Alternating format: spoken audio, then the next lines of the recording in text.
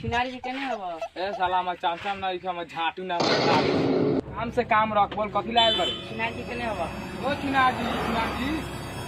वो कोनो के गोर हाथ फूट गेल है पंचायती करे के है अबई तनी हमार नाम छिनार मुखिया ह तू छिनार करे का बोलबई बारे ना मुखिया जी खुश रह ए का करई बारे कैसे माथा फूट गेलौ ह जो आज जब स्कूल पर चल जा लोग चलैले ना चल जा अभी चल चल बैठू जल्दी सीने बैठू छिनार मुखिया जल्दी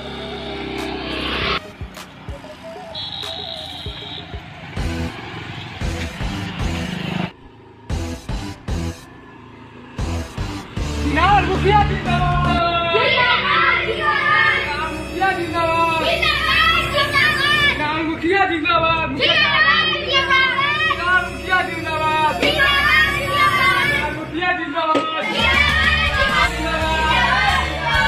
हम तो पंचायती करा गए बानी तोनी के बार करे आइल बानी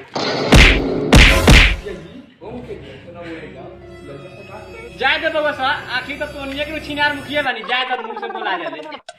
क्या जी बैठना जा अब वो जल्दी है ना मुखिया जी गिर गया उठाओ रे उठाओ मुखिया जी के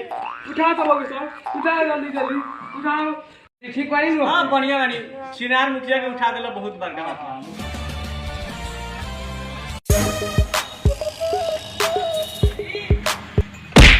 सब काय मोले रे हम काय मोले घाव रु बोल मुड़ी फाट गेल बा चल चल छिनार मुनी फाड़ देत रही काला जाइत रही छिनार मुखिया जी तोरा हिसाब में न करता हम फरवा दे दूसरा के चल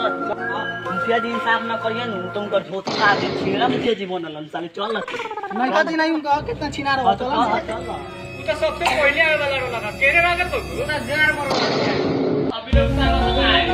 हाउ दे तू हाउ सारा तो आवाज का हुए का हो छिनार मुखिया से इतना खुशी रहा बेटा लोगन खुशी रहा कथी को के माथा तो फोड़ लेले बा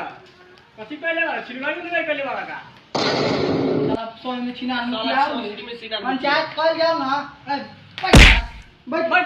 बैठा जा लगा बैठा जा मुखिया जी ए छिनार मुखिया तू फैसला कराल बा कि छिनलापन कराल बा रे तू बैठ जा तोरा से बाका छिनार ना ये सही थोड़े ना पड़ल बा छिनार मुखिया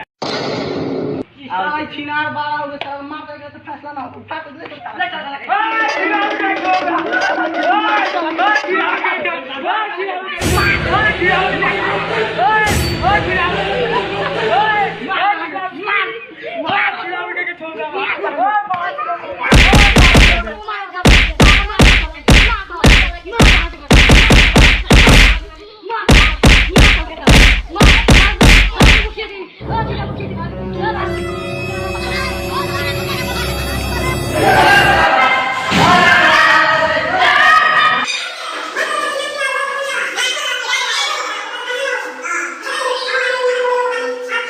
Mm-hmm.